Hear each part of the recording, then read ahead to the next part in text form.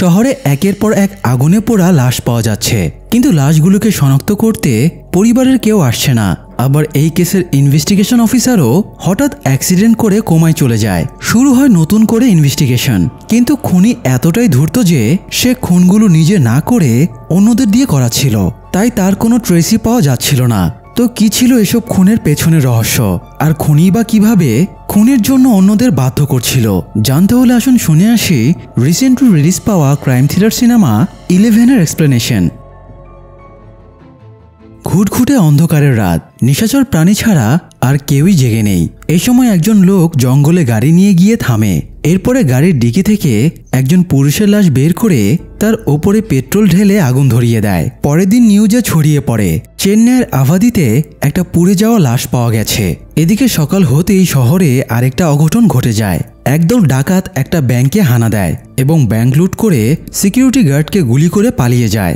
অবশ্য তারা এই লুটের জিনিস হজম করতে পারে না, কারণ এসিপি অরবিন্দ ইন্টেলিজেন্সের কাছ থেকে আগেই ইনফরমেশন পেয়েছিল সারা দেশে ব্যাংক লুট করা এই গ্রুপটা এবার চেন্নাই শহরকে টার্গেট করেছে। তাই সে সবগুলো ব্যাংকের ভোল্টের জুয়েলারির সাথে জিপিএস ট্র্যাকার লাগিয়ে দিয়েছিল। এই জন্য ডাকাতেরা লুট করে নিজেদের ডেরায় চলে যাবার পরে এসিপি অরবিন্দ সেখানে গিয়ে হাজির হয় এবং ডাকাতদের মেরে ধরে গ্রেপ্তার করে। অরবিন্দের কাজে সবাই তার অনেক প্রশংসা করে, পাশাপাশি সে একদম লাইমলাইটেও চলে আসে। এদিকে আগুনে পোড়ানো লাশের কেসটা লিড করছিল এসিপি রঞ্জিত কুমার। পোস্টমর্টমের পরে ফরেন্সিক ডাক্তার জানায় ভিকটিমকে আগে কপালে গুলি করে খুন করা হয়েছে, এরপরে তাকে আগুনে পোড়ানো হয়েছে। খুনের ধরন দেখে মনে হচ্ছে খুনি অত্যন্ত বিকৃত মানসিকতার সাইকোপ্যাথ। তো এসিপি রঞ্জিত কেসটার ইনকোয়ারি শুরু করে, কিন্তু সে কোথাও কোনো ক্লু পাচ্ছিল না। উল্টো আরও 5টা সেম প্যাটার্নে খুন হওয়া লাশ পাওয়া যায়। এবার কমিশনার তার ওপরে খুবই নারাজ হয় এবং দ্রুত কেসটা সলভ করার জন্য চাপ দেয়। একদিন রাতে এসিপি রঞ্জিত কোনো ইনফরমেশন পেয়ে দ্রুত গাড়ি নিয়ে বেরিয়ে পড়ে, কিন্তু রাস্তায় কেউ ময়লার স্তূপ ফেলে রেখে গিয়েছিল। সেটা খেয়াল না করায় রঞ্জিতের গাড়িটা উল্টে গিয়ে অ্যাক্সিডেন্ট করে এবং সে কোমায় চলে যায়। রঞ্জিতের কোমায় যাবার পরে সিরিয়াল কিলিংয়ের কেসটা লিড করার জন্য এসিপি অরবিন্দকে ডাকা হয় এবং তাকেই কেসের দায়িত্ব দেওয়া হয়। অরবিন্দকে হেল্প করার জন্য তার অ্যাসিস্ট্যান্ট হিসেবে এসআই মনোহরকে নিয়োগ দেওয়া হয়। অরবিন্দ মনোহরকে নিয়ে লাশ পাওয়ার স্পটগুলো পরিদর্শনে যায়। সবগুলো স্পট দেখার পরে সে বলে, এখন বুঝতে পারছি রঞ্জিত কেন এই কেসের কোনো সুরাহা করতে পারেনি। খুনি কোথাও একটুও ফিঙ্গারপ্রিন্ট বা অন্য কোনো প্রমাণ রেখে যায়নি। মনোহর বলে তারা মিসিং রিপোর্টগুলোর সাথে চেক করে দেখেছে, কোনটার সাথেই মেলেনি। তবে অরবিন্দ একটা লিড পায়, যতজন খুন হয়েছে তাদের সবার বয়সই সেম।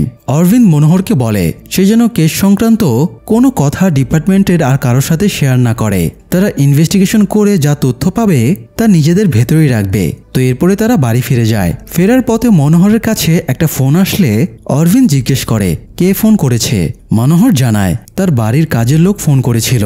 মনোহরের স্ত্রী বেঁচে নেই, তার একটা ছেলে আছে।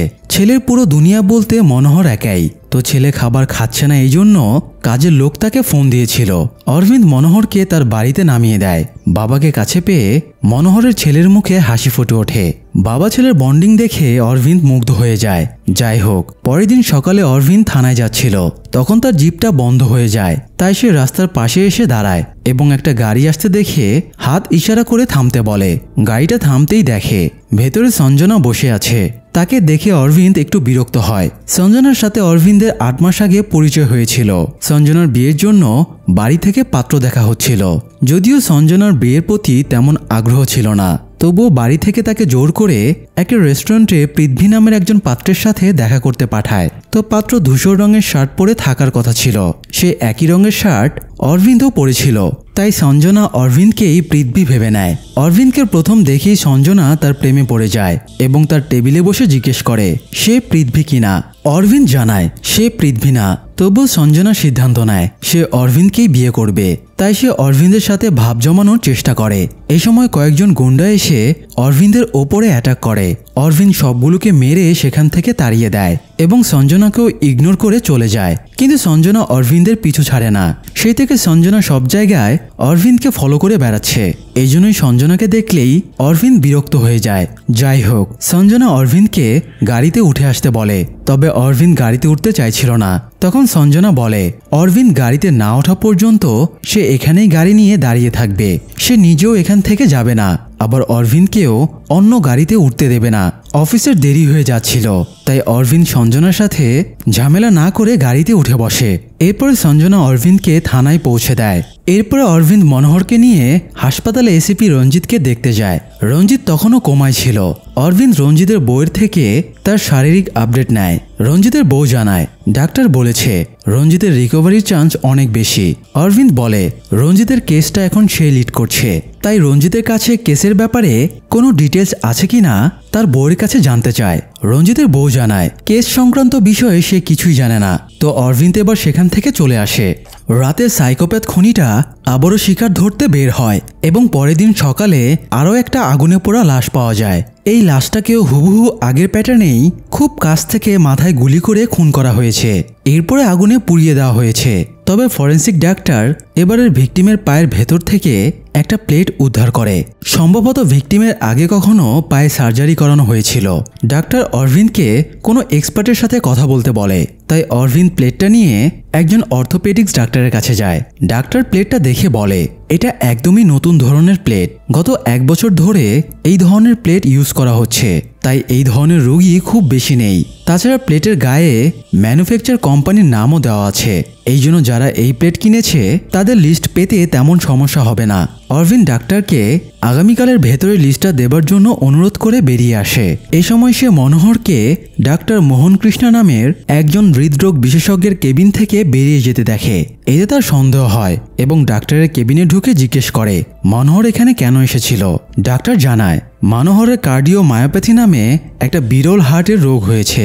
দ্রুত তার হার্ট ট্রান্সপ্ল্যান্ট না করালে সে মরে যাবে। অরবিন্দ এটা শোনার পরে আপসেট হয়ে বেরিয়ে আসে। তবে সে মনোহরের সাথে আর এই ব্যাপারে কোনো আলোচনা করে না।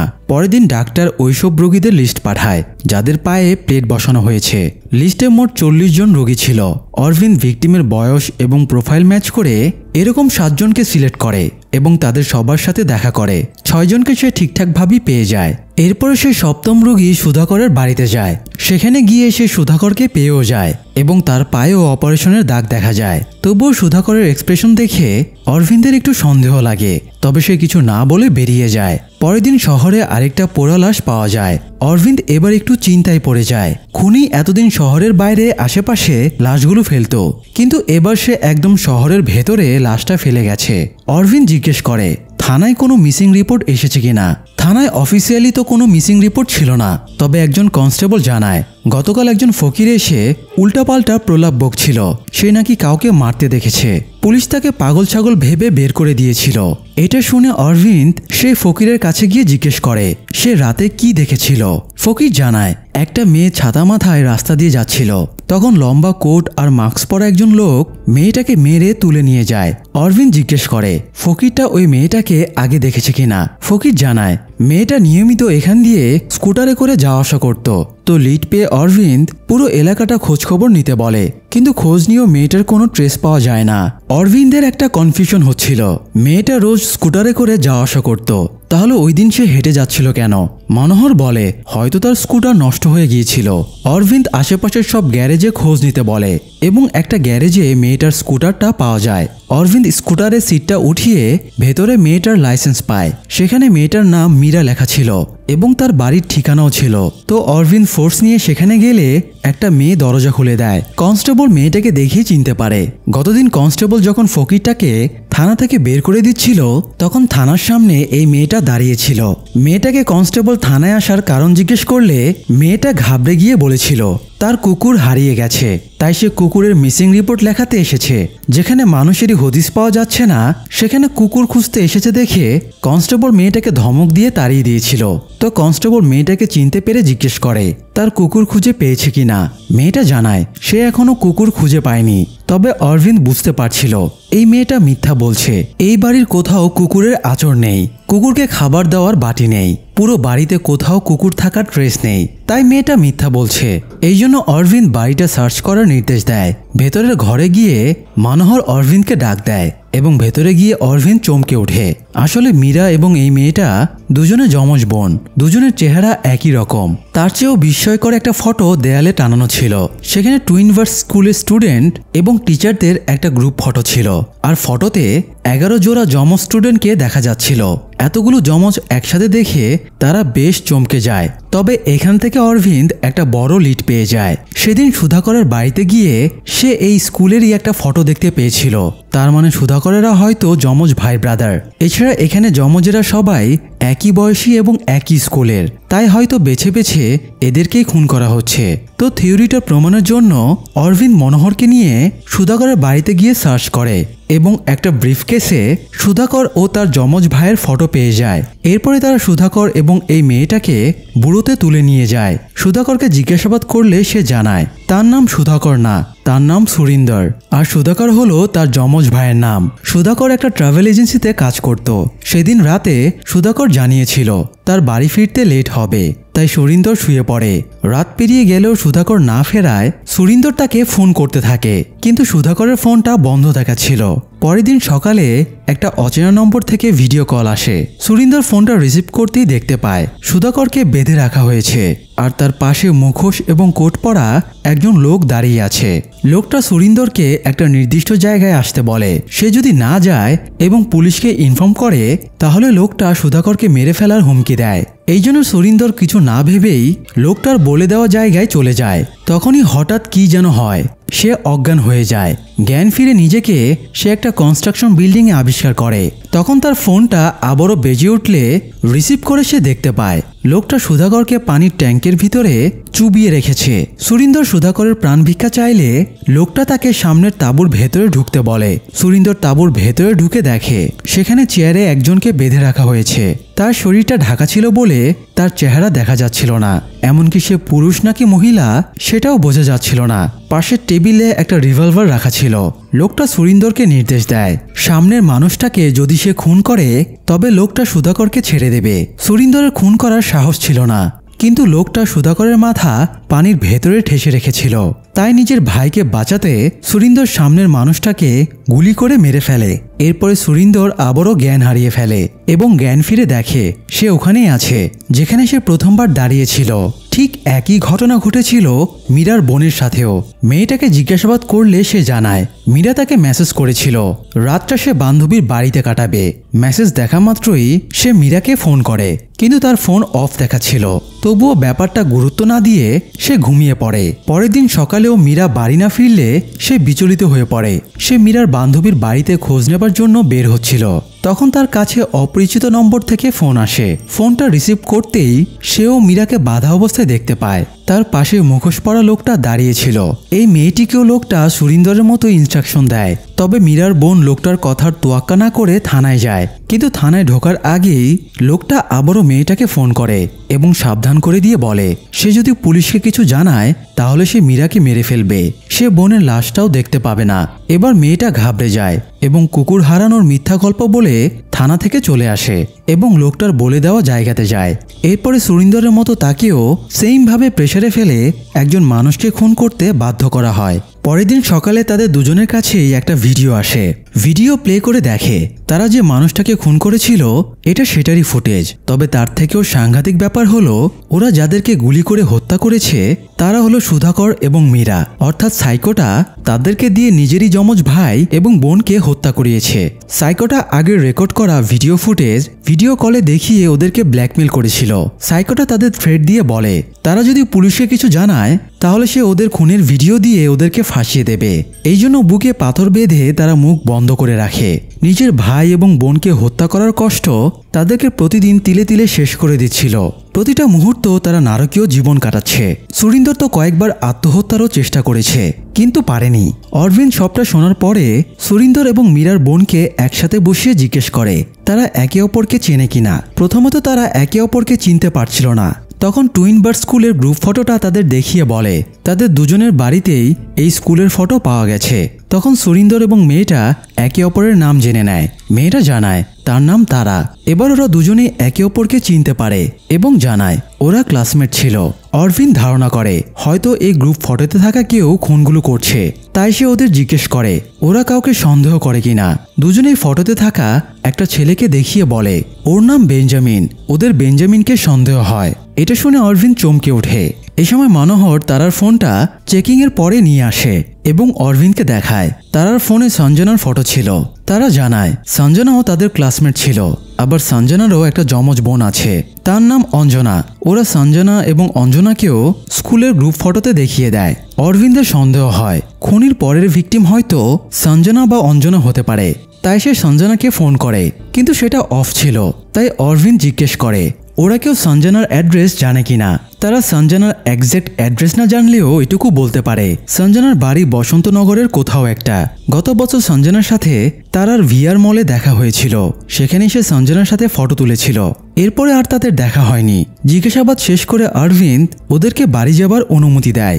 সুরিন্দর চলে যাবার সময়ে মনোহর তাকে ডেকে জিজ্ঞেস করে সুধাকরের পায়ে সার্জারি করে প্লেট বসানো হয়েছিল, তাহলে সুরিন্দরের পায়ে কাটা দাগ কিভাবে হলো। সুরিন্দর জানায় ছোটবেলা থেকে সে আর সুধাকর সবকিছু একরকম রাখার চেষ্টা করত, তাই সুধাকরের সার্জারির পরে সুরিন্দর নিজের পায়ে ছুরি দিয়ে কেটে ওরকম দাগ ফেলেছিল।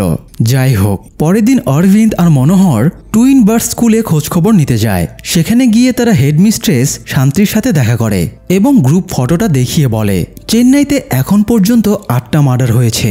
তাদের সন্দেহ খুনি এবং ভিকটিম সবাই এই স্কুলের স্টুডেন্ট ছিল। অরবিন্দ বলতেই যাচ্ছিল তাদের খুনি হিসেবে বেঞ্জামিনকে সন্দেহ, তবে তার আগেই শান্তি ম্যাডাম বেঞ্জামিনের নামটা উচ্চারণ করে। এরপর সে স্কুলের ইতিহাস বলা শুরু করে। শান্তি ম্যাডাম আর তার স্বামী 23 বছর আগে এই স্কুলটা তৈরি করেছিল, তখন স্কুলের অন্য নাম ছিল। তো একবার কাকতালীয়ভাবে একসাথে 6 জোড়া যমজ বাচ্চা স্কুলে ভর্তি হয়। সেবার এই ঘটনাটা পেপার পত্রিকাতে হুলস্থুল বাঁধিয়ে দেয়, ফলে তাদের স্কুলের ফ্রিতে মার্কেটিংও হয়ে যায়। শান্তি ম্যাডামের স্বামী এটাকে ব্যবসার পলিসি বানিয়ে নেয়। সে নিয়ম চালু করে এই স্কুলে যদি যমজ বাচ্চাকে ভর্তি করা হয় তাহলে শুধুমাত্র একজনেরই ফিস নেওয়া হবে, অপরজন ফ্রিতে পড়াশোনা করবে। এরপরে আরও বেশ কয়েক জোড়া যমজ বাচ্চা এই স্কুলে ভর্তি হয়। তখন স্কুলের নাম পাল্টে টুইন বার্ডস রাখা হয়। অবশ্য বেঞ্জামিন এবং তার যমজ ভাই ফ্রান্সিস তখনও এই স্কুলে পড়তো না। একদিন একটা দাবা প্রতিযোগিতায় গেস্ট হয়ে শান্তি ম্যাডাম এবং তার স্বামী একটা স্কুলে গিয়েছিল। সেখানে তারা এই দুই ভাইকে দেখে। বেঞ্জামিন দাবা খেলায় চ্যাম্পিয়ন হয়েছিল সেবার। এদের মাঝে ভালো পটেনশিয়ালিটি আছে দেখে স্যার তাদেরকে নিজের স্কুলে নিয়ে আসার কথা ভাবে। তো ঠিকানা নিয়ে ওদের পরিবারের সাথে কথা বলতে গিয়ে জানা যায় এরা দুই ভাই অনাথ। ওদের বাবা মা অ্যাক্সিডেন্টে মারা গিয়েছে। দুই ভাই ছোটখাটো কাজটাজ করে পড়াশোনার খরচ চালাতো। স্যার তাদেরকে টুইন বার্ড স্কুলে ভর্তি হবার জন্য অফার দেয়, যদিও ফ্রান্সিস সেখানে যেতে চাইছিল না। ফ্রান্সিস মানসিকভাবেও একটু অসুস্থ ছিল, তবে বেঞ্জামিনের জন্য সে লাস্টে রাজি হয়। এরপরে দুই ভাইকে স্কুলে ভর্তি করিয়ে দেওয়া হয় এবং ক্যাম্পাসেই তাদের থাকার ব্যবস্থা করে দেওয়া হয়। শুরুর দিকে দুই ভাই এখানে বেশ ভালোই ছিল, বেশ আনন্দেই তাদের দিন কাটছিল। বেঞ্জামিনও একের পর এক দাবা টুর্নামেন্ট জিতে স্কুলের সম্মান আরও বাড়িয়ে দিচ্ছিল। ফলে এরা দুই যমজ ভাই টিচারদের সবচেয়ে প্রিয় হয়ে ওঠে। টিচাররা ওদেরকে আলাদাভাবে ট্রিট করত, এই জন্য বাকি ক্লাসমেটেরা ওদের ওপরে হিংসা করতে শুরু করে। বাকি ক্লাসমেটদের গার্জিয়ানরা তাদেরকে তাচ্ছিল্য করে বেঞ্জামিন এবং ফ্রান্সিসের মতো হতে বলতো। এতে তারা এদের ওপরে আরও বেশি ক্ষিপ্ত হয়ে ওঠে। একদিন বেঞ্জামিন ক্লাসে এসে দেখে ফ্রান্সিস কাঁদছে। কারণ জিজ্ঞেস করলে ফ্রান্সিস বলে সবাই তাকে পাগল বলে রাগায়। সে কি আসলেই পাগল? ভাইয়ের কান্না দেখে বেঞ্জামিনের মাথা গরম হয়ে যায়। সে ক্লাসমেটদের সাথে মারামারি শুরু করে। এরপরে শান্তি ম্যাডাম তাদেরকে সাবধান করে দেয় এবং বেঞ্জামিনকেও শাস্তি দেয় যাতে সে পরবর্তীতে ভায়োলেন্স না করে। কিছুদিন পরে অল ইন্ডিয়া দাবা টুর্নামেন্ট শুরু হতে যাচ্ছিল, তাই স্যার টুর্নামেন্টের জন্য বেঞ্জামিনের নামটা লিস্টে দেয়। শান্তি ম্যাডাম নিজেও আগে দাবা চ্যাম্পিয়ন ছিল, তাই প্রতিদিন রাতে সে বেঞ্জামিনকে দাবা প্র্যাকটিস করাতো। কিন্তু বেঞ্জামিন প্রতিদিন বাজেভাবে হেরে যেত। তাই শান্তি ম্যাডাম রেগে গিয়ে বলে এভাবে খেলতে থাকলে বেঞ্জামিন প্রথম রাউন্ডেই হেরে যাবে। স্কুলের বদনাম করার চাইতে বরং বেঞ্জামিনের প্রতিযোগিতায় যাওয়ারই দরকার নেই। সে স্যারকে বলে দেবে বেঞ্জামিনের নামটা যেন কেটে দেয়। ম্যাডামের কথা শুনে বেঞ্জামিন আরেক রাউন্ড খেলার জন্য রিকোয়েস্ট করে। এবার বেঞ্জামিন তুখোর চাল দিয়ে ইজিলি ম্যাডামকেই হারিয়ে দেয়। শান্তি ম্যাডাম বেঞ্জামিনের চাল বুঝে ওঠার আগেই চেকমেট হয়ে যায়। শান্তি ম্যাডাম বুঝতে পারে বেঞ্জামিন অসম্ভব ট্যালেন্টেড। সবাই খেলার সময় ব্যাকআপ প্ল্যান হিসেবে প্ল্যান এ এবং প্ল্যান বি রাখে, অথচ বেঞ্জামিন প্ল্যান সিও ঠিক করে রাখে। সে কখন কোন চাল দিয়ে বেরিয়ে যায় প্রতিপক্ষ হারার আগ পর্যন্ত বুঝতেই পারে না। শান্তি ম্যাডাম বিস্মিত হয়ে জিজ্ঞেস করে তুমি এত ভালো খেলো, তাহলে প্রতিদিন আমার কাছে হারো কেন? বেঞ্জামিন বলে আপনাকে দেখলে আমার মায়ের কথা মনে হয়, মাকে আমি কিভাবে হারাবো? বেঞ্জামিন ম্যাডামকে রিকোয়েস্ট করে জিজ্ঞেস করে, আমি কি আপনাকে মা বলে ডাকতে পারি? ম্যাডাম উত্তর দেওয়ার আগেই লোডশেডিং হয় এবং বেঞ্জামিন সাথে সাথেই দৌড়ে বেরিয়ে যায়, কারণ ফ্রান্সিসের নাইটোফোবিয়া ছিল। সে অন্ধকারে ভীষণ ভয় পেত। বেঞ্জামিন দ্রুত ফ্রান্সিসের কাছে গিয়ে মোমবাতি জ্বালিয়ে তাকে বুকে টেনে নেয়। তবেই ফ্রান্সিস কান্না থামিয়ে একটু শান্ত হয়। সেদিনই শান্তি ম্যাডাম প্রথম ফ্রান্সিসের রোগের ব্যাপারে জানতে পারে। এর কিছুদিন পরে স্যার বেঞ্জামিনকে দাবা টুর্নামেন্টের জন্য নিয়ে যায়, ফলে ফ্রান্সিস এবার ভীষণ একা হয়ে যায়। এই সুযোগে ক্লাসমেটেরা তাকে নানানভাবে টর্চার চালাতে শুরু করে। তাকে অপমান অপদস্থ করার কোনো সুযোগই ছাড়ে না। তবুও ফ্রান্সিস ভয়ে টিচারদের কিছু বলতো না। কয়েকদিন পরে বেঞ্জামিন অল ইন্ডিয়া দাবা টুর্নামেন্টের চ্যাম্পিয়ন হয়ে ট্রফি নিয়ে ফিরে আসে। ফ্রান্সিস বেঞ্জামিনকেও তার অত্যাচারের ব্যাপারে কিছু বলে না, কারণ এটা জানতে পারলে বেঞ্জামিন আবার ওদের সাথে মারামারি করবে, ফলে ম্যাডামও বেঞ্জামিনকে আবারও শাস্তি দেবে। এই জন্য ফ্রান্সিস চুপ করে থাকে। যাই হোক, সেদিন ছিল বেঞ্জামিন আর ফ্রান্সিস দুই ভাইয়ের বার্থডে। স্যার এবং ম্যাডাম তাদের শুভেচ্ছা জানায়। সেদিন আবার স্কুলে ল্যাব ক্লাস ছিল, তাই বেঞ্জামিন ফিজিক্স ল্যাবে এবং ফ্রান্সিস কেমিস্ট্রি ল্যাবে চলে যায়। ক্লাসে যাবার সময়ে দুজন ম্যাডাম আলোচনা করছিল। ফ্রান্সিসের অন্ধকারে ফোবিয়া আছে, সে অন্ধকার সহ্য করতে পারে না। পেছন থেকে একজন ক্লাসমেট সেটা শুনে ফেলে এবং বাকিদের নিয়ে ফ্রান্সিসকে ভয় দেখানোর প্ল্যান করে। কেমিস্ট্রি ল্যাবে ঢুকতেই তারা ভেতর থেকে দরজা বন্ধ করে দিয়ে ল্যাবের লাইটটাও অফ করে দেয়। এতে ফ্রান্সিস ভয়ে কাঁদতে শুরু করে। এদিকে বেঞ্জামিনের মনের ভেতরেও কু ডাকছিল, তাই সে দৌড়ে কেমিস্ট্রি ল্যাবের সামনে গিয়ে ভেতর থেকে ফ্রান্সিসের চিৎকার শুনতে পায়, কিন্তু দরজা বন্ধ থাকায় সে ভেতরে ঢুকতে পারছিল না। বাইরে থেকে বেঞ্জামিন অনেক আকুতি মিনতি করে, কিন্তু কেউ কথা শুনে না। ফ্রান্সিস যত জোরে চিৎকার করছিল, ক্লাসমেটেরা তত আনন্দ পাচ্ছিল। এক পর্যায়ে মেন্টাল প্রেশার সহ্য করতে না পেরে ফ্রান্সিস ব্রেইন স্ট্রোক করে মারা যায়। তখন পরিস্থিতি বুঝতে পেরে তারা লাইট জ্বালিয়ে দরজা খুলে দেয়, কিন্তু ততক্ষণে অঘটন যা ঘটার ঘটিয়ে গিয়েছিল। স্যার ম্যাডাম খবর পেয়ে ছুটে এসে ফ্রান্সিসকে হাসপাতালে নিয়ে যায়, কিন্তু ডাক্তার তাকে মৃত ঘোষণা করে। ফ্রান্সিসের মৃত্যুর পরে বেঞ্জামিন প্রচণ্ড ভেঙে পড়ে। ভাইয়ের কবরের সামনে বসে কাঁদতে দেখে চার্চের একজন মাদার তাকে তুলে নিয়ে গিয়ে সান্ত্বনা দেয়। ফ্রান্সিসের মৃত্যুর 3 দিন পরে বেঞ্জামিন স্কুলে আসে, কিন্তু বেঞ্চে বসেই তার ভাইয়ের কথা মনে পড়ে। তাই সে ক্লাসে এক মুহূর্ত থাকতে না পেরে বেরিয়ে যায়, আর বেরোনোর আগে একবার সব ক্লাসমেটদের দিকে ঘৃণা ভরে দেখে যায়। চার্চের মাদার হেলেন এসে স্যারকে বলে, বেঞ্জামিনের যা মানসিক কন্ডিশন তাতে তাকে এখানে রাখা ঠিক হবে না। মাদার হেলেন তাকে নিজের সাথে নিয়ে যেতে চাইলে স্যার রাজি হয়ে যায়, তবে শান্তি ম্যাডাম এতে বাধা দিলে স্যার বলে, এই অনাথ বাচ্চাকে তাদের আর প্রয়োজন নেই। সে বেঞ্জামিনের দাবার ট্যালেন্টটা কাজে লাগানোর জন্যই তাকে এখানে এনেছিল। আড়াল থেকে কথাগুলো শুনতে পেয়ে বেঞ্জামিনের মন পুরোপুরি ভেঙে যায়। সে এই নিষ্ঠুর দুনিয়াটাকে চিনতে পারে এবং মাদারের সাথে যেতে রাজি হয়ে যায়। সেটাই ছিল শান্তি ম্যাডামের সাথে বেঞ্জামিনের শেষবারের দেখা। পরে অবশ্য মাদার হেলেনের কাছ থেকে একটা পরিবার বেঞ্জামিনকে অ্যাডাপ্ট করে নিয়ে যায়। তো সব শোনার পরে অরভিন শান্তি ম্যাডামকে তাদের স্কুলের ব্যাপারে জিজ্ঞেস করলে ম্যাডাম জানায়, বেঞ্জামিন চলে যাবার কয়েক বছর পরে স্কুলে আগুন লাগে এবং পুরো স্কুলটা পুড়ে শেষ হয়ে যায়। আর স্কুল হারানোর শোকে অতিরিক্ত নেশাপানি করে ম্যাডামের স্বামীও মারা যায়। অরভিন বলে তার ওই সময়ে বেঞ্জামিনের ক্লাসে যারা পড়তো তাদের ডিটেলস প্রয়োজন। শান্তি ম্যাডাম জানায় তাদের ভর্তির রেজিস্টারটা এখনো হয়তো কোথাও রাখা আছে।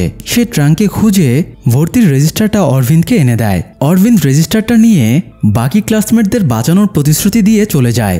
বাইরে বেরিয়ে রেজিস্টার চেক করে অরভিন্দ চমকে ওঠে এবং মনোহরকে মৃতদের ফরেন্সিক রিপোর্ট বের করতে বলে। অরভিন্দ ভিকটিমদের মৃত্যুর দিনের সাথে রেজিস্টারের জন্ম তারিখ মিলিয়ে দেখে। প্রত্যেক ভিকটিমকে তাদের জন্মদিনে হত্যা করা হয়েছে, অর্থাৎ ক্লাসমেটরা ফ্রান্সিসকে তার জন্মদিনে হত্যা করেছিল। তাই সেই প্রতিশোধ নিতে বেঞ্জামিন ও ক্লাসমেটদের প্রত্যেকের জন্মদিনে হত্যা করছে। বেঞ্জামিনের আপাতত আর 2 যমজদের হত্যা করা বাকি ছিল, সঞ্জনা ও অঞ্জনা এবং ধীরেন ও ধীরাজ। তো অরভিন্দ মনোহরকে এদের ওপরে নজর রাখতে বলে। এরপরে অরভিন্দ নিজেই সঞ্জনাদের বাড়িতে যায়। সঞ্জনার বোন অঞ্জনা দরজা খুলে দিয়ে সঞ্জনাকে ডাক দেয়। সঞ্জনা অরভিন্দকে দেখা মাত্রই ছুটে এসে জড়িয়ে ধরে। সে ভেবেছিল অরভিন্দ হয়তো ভালোবাসার টানে এখানে ছুটে এসেছে। অরভিন্দ সঞ্জনাকে সরিয়ে দিয়ে তার ফ্যামিলিকে নিয়ে আলোচনায় বসে সমস্ত ঘটনা খুলে বলে। এছাড়া ওদের 2 বোনের যে প্রাণের সংশয় আছে সেটাও বুঝিয়ে বলে। অরভিন্দ 2 বোনের সিকিউরিটির জন্য তাদেরকে একটা সেফ হাউজে মনোহরের জিম্মিতে রেখে এবার ধীরেন ধীরাজ 2 ভাইকে খুঁজতে বের হয়, কিন্তু ওদের বাড়িতে গিয়ে জানতে পারে ওরা অনেক আগেই সেখান থেকে চলে গিয়েছে। আশেপাশে জিজ্ঞাসাবাদ করে এক দোকানদারের কাছ থেকে জানা যায় সে কয়েক বছর আগে কোয়েম্বেদু বাজারে দুই ভাইকে সবজি বিক্রি করতে দেখেছিল। তো অরবিন্দ সেখানে গিয়েও খোঁজ নেয়, কিন্তু দুই ভাইয়ের কোনো খোঁজ পাওয়া যায় না। এর ঠিক পরের দিন আরও একটা পোড়া লাশ পাওয়া যায়। এবার কমিশনার অরবিন্দের ওপরে রেগে যায় এবং বলে পুলিশদের আগে বেঞ্জামিন তার ক্লাসমেটদের কিভাবে খুঁজে পাচ্ছে। তাছাড়া কমিশনার কনফিউজড হয়েছিল এই লাশটা ধীরেনের নাকি ধীরাজের। অরবিন্দ তার কনফিউশন দূর করে দিয়ে বলে এটা ধীরেনের লাশ। অরবিন্দ লজিক দেখায় সে সুরিন্দর এবং তারাকে জিজ্ঞাসাবাদের পরে বুঝতে পেরেছিল বেঞ্জামিন বেছে বেছে সেসব ক্লাসমেটদের হত্যা করছে সেদিন যারা ফ্রান্সিসের সাথে কেমিস্ট্রি ল্যাবে ছিল, কারণ ওরাই শুধুমাত্র ফ্রান্সিসের মৃত্যুর জন্য দায়ী। তো ঘটনার দিনে ধীরাজ ফিজিক্স ল্যাবে ছিল আর ধীরেন কেমিস্ট্রি ল্যাবে ছিল। এই জন্য বেঞ্জামিন নিশ্চিতভাবে ধীরেনকেই খুন করেছে। কমিশনার বিরক্ত হয়ে বলে সে তার সারা জীবনে এমন অদ্ভুত কেস দেখেনি। তো চলে যাবার আগে কমিশনার বলে এসিপি রঞ্জিত সুস্থ হয়ে বাড়ি ফিরেছে, সে অরবিন্দের সাথে দেখা করতে চায় আর অরবিন্দ যেন তার সাথে গিয়ে দেখা করে। তো অরবিন্দ রঞ্জিতের বাড়িতে দেখা করতে যায়। রঞ্জিত বলে তার সেদিনের অ্যাক্সিডেন্টটা পরিকল্পিত ছিল। সে একটা ইনফরমেশন পেয়েছিল শেম্মানচেরির কাছে একটা অজ্ঞাত লাশ পাওয়া গেছে, কিন্তু সেখানে গিয়ে দেখে এটা ভুয়া তথ্য। এরপর রঞ্জিত যখন ফিরে আসছিল তখন তার পাশে একটা কালো গাড়ি চলে আসে। গাড়িটা তাকে স্টক করছিল, তাই রঞ্জিতের সব ফোকাস গাড়ির ওপরেই ছিল, তাই সামনে পেতে রাখা ফাঁদের দিকে খেয়াল করেনি। এই জন্যই তার গাড়িটা অ্যাক্সিডেন্ট করে। এরপরে রঞ্জিত যখন মরার মতো পড়েছিল তখন ওই লোকটাই আবার তাকে হাসপাতালে নিয়ে যায়। রঞ্জিত বলে তাকে যে হাসপাতালে নিয়ে গিয়েছিল ওর নাম বেঞ্জামিন। এটা শুনে অরবিন্দ চমকে ওঠে। বিস্ময় কাটাতে না পেরে সে একটা সিগারেট ধরায়। রঞ্জিত বলে খুনি তাদের ডিপার্টমেন্টেরই কেউ, তাই সে অরবিন্দকে সাবধানে থাকতে বলে। অরবিন্দ ইনফরমেশনটা নিয়ে বেরিয়ে যায়। রাতে অরবিন্দ যখন বাড়ি ফিরছিল তখন শান্তি ম্যাডাম তাকে ফোন দিয়ে একটা গুরুত্বপূর্ণ ইনফরমেশন দেয়। ম্যাডাম জানায় সে প্রতি বছর ফ্রান্সিসের মৃত্যুর দিনে তার সমাধিতে ফুল দিতে যায়, কিন্তু প্রতি বছরই দেখা যায় তার আগেই কেউ ফ্রান্সিসের সমাধিতে ফুল রেখে গেছে। আর এই কাজটা নিঃসন্দেহে বেঞ্জামিনই করে। আগামীকাল ফ্রান্সিসের মৃত্যু দিবস, তাই বেঞ্জামিন অবশ্যই তার সমাধিতে ফুল দিতে আসবে। ইনফরমেশনটা পেয়ে রাত 12টায় অরবিন্দ সমাধিস্থলে চলে যায় এবং ওত পেতে থাকে। একটু পরে সেখানে কোট পরে কেউ একজন ফুল নিয়ে এসে ফ্রান্সিসের সমাধির সামনে দাঁড়ায়। তখনই গান পয়েন্ট করে অরবিন্দ বেরিয়ে আসে, কিন্তু লোকটা অরবিন্দকে ধাক্কা মেরে গাড়ি নিয়ে পালিয়ে যায়। অনেকক্ষণ তাড়া করার পরেও এক পর্যায়ে অরবিন্দ বেঞ্জামিনের ট্রেস হারিয়ে ফেলে। এরপরে অরবিন্দ দ্রুত সেফ হাউসে চলে যায় যেখানে সঞ্জনা ও অঞ্জনাকে রাখা আছে। অরবিন্দ দ্রুত ওপরের ঘরে গিয়ে দেখে দুই বোনকে চেয়ারের সাথে বেঁধে রাখা হয়েছে। এটা দেখে সে চমকে যায়। তখনই পেছন থেকে মানোহর তাকে আঘাত করে এবং অঞ্জনাকে নিয়ে চলে যায়। একটু আগে কবরস্থানেও মানোহরই গিয়েছিল। তো অনেকক্ষণ পরে জ্ঞান ফিরে অরবিন্দ প্রথমে সঞ্জনাকে মুক্ত করে এবং তাকে সাথে নিয়ে অঞ্জনাকে খুঁজতে বের হয়। সব ট্রাফিক পেট্রোলে অ্যালার্ট করে দেবার পরে সে জানতে পারে মানোহর অঞ্জনাকে নিয়ে কোন দিকে গেছে। সে তাকে খুঁজতে খুঁজতে একটা কনস্ট্রাকশন বিল্ডিংয়ে আসে। নিচতলায় সঞ্জনাকে রেখে সে অঞ্জনাকে খুঁজতে উপরের তলায় উঠে যায়। উপরে উঠেই অরবিন্দ মনোহরকে পেয়ে যায়। সে মনোহরকে আত্মসমর্পণ করতে বলে, কিন্তু মনোহর তাকে ধাক্কা দিয়ে কিছুক্ষণ হাতাহাতি করে পালিয়ে যায়। অরবিন্দ নিচে দাঁড়িয়ে থাকা সঞ্জনাকে একটা গান ছুড়ে দিয়ে বলে বেঞ্জামিন লিফট দিয়ে নিচে নামছে। লিফটের দরজা খোলা মাত্রই যেন সে বেঞ্জামিনকে গুলি চালিয়ে দেয়, না হলে নিচে গিয়ে বেঞ্জামিন অঞ্জনাকে মেরে ফেলবে। তো অরবিন্দের কথা মতো লিফটের দরজা খুলতেই সঞ্জনা চোখ বন্ধ করে গুলি চালিয়ে দেয়। আর স্ট্রেঞ্জ ব্যাপার হলো এই লিফটে বেঞ্জামিন বা মনোহর ছিল না, বরং লিফটে অঞ্জনা ছিল। অর্থাৎ গুলিটা অঞ্জনার গায়ে লাগে এবং সে মারা যায়। এই সময় সেখানে এসিপি রঞ্জিত চলে আসে এবং তার সাথে মনোহরের দেখা হয়।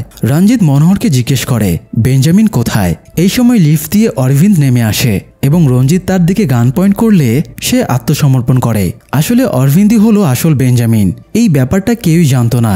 একটু আগে হাতাহাতির সময়ে মনোহর অরবিন্দের বুকে ফ্রান্সিসের নাম লেখা দেখতে পায়, কিন্তু সে কিছু বুঝে ওঠার আগেই অরবিন্দ তার প্ল্যান এক্সিকিউট করে ফেলে। যাই হোক, অরবিন্দকে গ্রেপ্তার করে জিজ্ঞাসাবাদের জন্য বুড়োতে নিয়ে আসা হয়। অরবিন্দ জানায় ফ্রান্সিসের মৃত্যুর পরে সে ভীষণ একা হয়ে গিয়েছিল, তার বেঁচে থাকাটাও অর্থহীন হয়ে যায়। তখন সে সিদ্ধান্ত নেয় সে ফ্রান্সিসের হত্যাকারীদের ওপরে প্রতিশোধ নেবে। বেঞ্জামিনকে চার্চের মাদার হেলেনের কাছ থেকে একটা ফ্যামিলি দত্তক নেয়। সেখানেই বেঞ্জামিন অরবিন্দ নামে নতুন পরিচয় পায়। অরবিন্দ জানতো সে সাধারণ মানুষ হয়ে খুনিদের কাছে পৌঁছাতে পারবে না, তাই সে পুলিশ হবার স্বপ্ন নিয়ে এগোতে শুরু করে। সে আইপিএস পরীক্ষায় গোল্ড মেডেল পেয়ে সেই স্বপ্ন পূরণ করে। এরপরে সে সব ক্লাসমেটদের প্রোফাইল খুঁজে বের করে। সে 6 জনকে খুঁজে বের করে মেরে ফেলে, কিন্তু সে সঞ্জনা, অঞ্জনা এবং ধীরেন ধীরাজের কোনো ট্রেস পাচ্ছিল না। ওদের ট্রেস পেতে হলে তার এই সিরিয়াল কিলিং কেসটার দায়িত্ব পাওয়া জরুরি ছিল। তাছাড়া সে এই কেসে টুইন বার্ডস স্কুলকেও জড়াতে চাইছিল, কারণ সেখানে গেলে এই 4 জনের ব্যাপারে খোঁজ পাওয়া যাবে। কিন্তু কেসের দায়িত্বে না থাকলে তো সে শান্তি ম্যাডামকে জিজ্ঞাসাবাদ করতে পারবে না। তাছাড়া অরবিন্দ জানতো সুধাকরের পায়ে একটা প্লেট লাগানো আছে। সুধাকরকে হত্যা করলে রঞ্জিত এই প্লেটের লিড ধরে কেসটাকে সলভ করে ফেলত। এই জন্য সুধাকরকে খুনের আগেই সে রঞ্জিতকে অ্যাক্সিডেন্ট করায় এবং তার জায়গায় এই কেসের দায়িত্ব নেয়। এরপর সে নিজের প্ল্যান মতো বাকি কাজগুলো সেরে ফেলে। তবে সমস্যা হয়ে যায় সঞ্জনা, অঞ্জনার ক্ষেত্রে। এখানে অরবিন্দ আরেকটা প্ল্যান বানায়। সে বেঞ্জামিনের পরিচয়ে মনোহরকে ফোন দিয়ে থ্রেট দিয়ে বলে তাকে বেঞ্জামিন সেজে ফ্রান্সিসের সমাধির সামনে যেতে হবে, তা না হলে সে মনোহরের ছেলেকে মেরে ফেলবে। এই জন্য মনোহর বেঞ্জামিন সেজে সমাধিতে গিয়েছিল। আর মনোহর যাতে সন্দেহ না করে এই জন্য অরবিন্দ তাকে মিছিমিছি তাড়া করারও নাটক করে। এরপরে একইভাবে অরবিন্দ বেঞ্জামিনের পরিচয়ে মনোহরকে ছেলের মৃত্যুর কথা বলে থ্রেট দিয়ে অঞ্জনাকে কিডন্যাপ করিয়ে ওই বিল্ডিংয়ের লিফটের ভেতরে নিয়ে যায়, কারণ সেখানে সঞ্জনাকে দিয়ে অঞ্জনাকে খুনের প্ল্যান সে করেই রেখেছিল। শেষ পর্যন্ত সে এই প্ল্যানও সাকসেস হয়। তবে অরবিন্দ বলে সে একটা জিনিস বুঝতে পারছে না, রঞ্জিত তার পরিচয় কিভাবে জানলো। রঞ্জিত বলে সেদিন তার বাড়িতে এসে অরবিন্দ সিগারেট ধরানোর সময়ে যে লাইটার ইউজ করেছিল সে একই লাইটার অ্যাক্সিডেন্টের পরে রঞ্জিতকে যে হাসপাতালে নিয়ে যাচ্ছিল সেই লোকটার কাছে দেখেছিল। এই জন্য তার অরবিন্দের ওপরে সন্দেহ হয় এবং তার ব্যাপারে খোঁজখবর নিতে শুরু করে। এরপরে রঞ্জিত লুকিয়ে অরবিন্দের বাড়িতে যায়। অরবিন্দের বাড়িতে গিয়ে সে দেখে সব জিনিসপত্র জোড়া জোড়া রাখা আছে, মানে অরবিন্দ নিজের পাশাপাশি ফ্রান্সিসের জন্য জামা জুতো সবকিছু সাজিয়ে রাখে। এতে তার মনে হয় ফ্রান্সিস তার সাথেই আছে। রঞ্জিত আলমারি চেক করতে গিয়ে বেঞ্জামিন এবং ফ্রান্সিসের একটা ফটো পায়। এর থেকে সে শিওর হয়ে যায় অরবিন্দই বেঞ্জামিন। তারপরে রঞ্জিত অরবিন্দের গাড়িতে জিপিএস ট্র্যাকার লাগিয়ে দেয়, আর সেটা ট্র্যাক করে সেদিন সে ওই কনস্ট্রাকশন বিল্ডিংয়ে পৌঁছেছিল। অরবিন্দ এত মাস্টার প্ল্যান খাটালো, অথচ সামান্য একটা লাইটারের জন্য ধরা পড়ে গেল। এই নিয়ে রঞ্জিত তাকে তাচ্ছিল্য করে। অরবিন্দ অবশ্য কিছুই বলে না, জাস্ট মুচকি হাসি দেয়। যাই হোক, এরপরে অরবিন্দের কেসের ট্রায়াল শুরু হয়। কোর্ট তাকে ফাঁসির আদেশ দিয়ে জেলে পাঠিয়ে দেয়। এদিকে কেস সলভ হয়ে যাওয়ায় রঞ্জিত এবং কমিশনার সাহেব প্রেস কনফারেন্স করে। পুলিশের ভেতরের লোক হয়েও অরবিন্দ এতদিন নৃশংস হত্যাকাণ্ড চালিয়ে গেছে, এটা নিয়ে মিডিয়া তাদের খুব চাপে ফেলে দিচ্ছিল। তাই তারা দ্রুত প্রেস কনফারেন্স শেষ করে বেরিয়ে যায়। কনফারেন্স শেষে রঞ্জিত আর মনোহর একসাথে বেরিয়ে যাচ্ছিল, তখন তাদের সাথে দৌড়ে আসা একটা ছেলের ধাক্কা লাগে। ছেলেটাকে দেখেই তারা অবাক হয়ে জিজ্ঞেস করে, তুমি তো ব্যাংক ডাকাতির কেসে জেলে ছিলে, বাইরে বের হলে কিভাবে? ছেলেটা জানায় যে জেলে গিয়েছে সে তার যমজ ভাই ধীরেন, আর তার নাম হলো ধীরাজ, অর্থাৎ ফ্রান্সিসের ক্লাসমেট ধীরেন এখন ঠিক সেই জেলেই আছে যে জেলে অরবিন্দকে রাখা হয়েছে।